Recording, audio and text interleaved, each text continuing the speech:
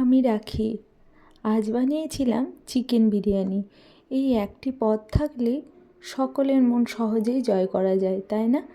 College student থেকে সকলেই এই ইজি সহজলভ্য খাবারটি বাইরে গেলে সহজেই কিনে খেতে পারে, তাই না?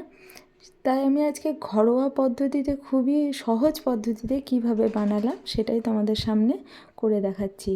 আমি 500 থেকে 700 মতো চিকেন নিয়েছি। সেখানে দিয়েছি দই, আদা, রসুন, লঙ্কার পেস্ট, বিরিয়ানি মশলা, কেওড়ার জল, মিঠা আতর আর গোলাপ জল, বেশ খানিকটা তেল, জিরে গুঁড়ো, ধনে গুঁড়ো, লঙ্কার গুঁড়ো আর দিয়েছি জিরে ধনে গুঁড়ো, হলুদ, নুন আর কিছু না। এই সমস্ত কিছু দিয়ে ভালো করে এটাকে মেখে ওভারনাইটের জন্য ম্যারিনেট করতে দিলে খুবই ভালো হয়, তাহলে চিকেনটা খুব সফট এবং জুসি হয়।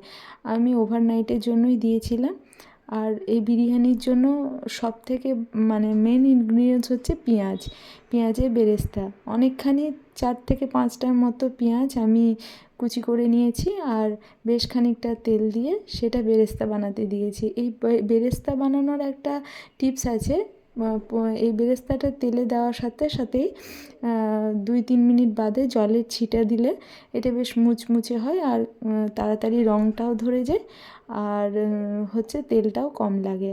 আর ওই তেলের মধ্যেই আমি সামান্য একটুখানি বেরেস্তা তুলে রেখেছি আর সামান্য পেঁয়াজ বেরেস্তা ভাতে দেবো বলে আলাদা করে রেখেছি। আর এই ম্যারিনেট করা চিকেনটা গোটা গরম মশলা দিয়ে ভালো করে কষাতে থেকেছি। এটা যেহেতু বিরিয়ানি চিকেন, তাই এটার মধ্যে কোনো রকম জল দেব না, কিচ্ছু দেব না।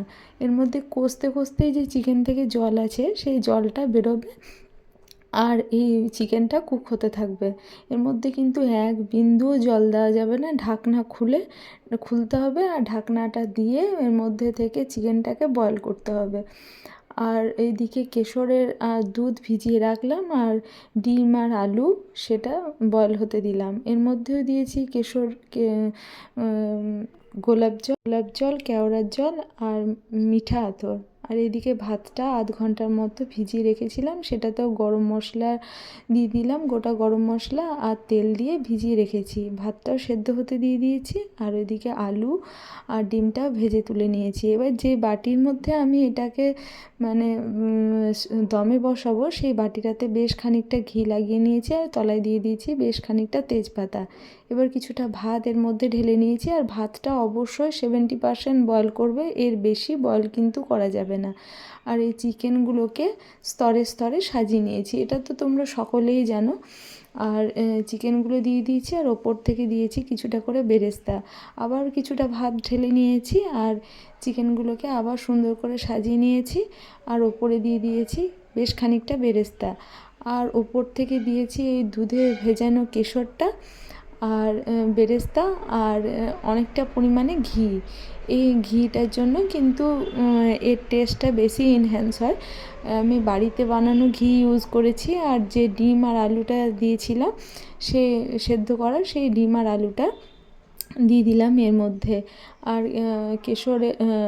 কেওড়ার জল, গোলাপ জল আর মিঠা আতর অবশ্যই দেবে, যেটা এর মেন ইনগ্রিডিয়েন্টস, বিরিয়ানির যে ফ্লেভারটা আনবে সেটা কিন্তু এই মিঠা আতর, কেশর আর গোলাপ জলের কারণেই আসে।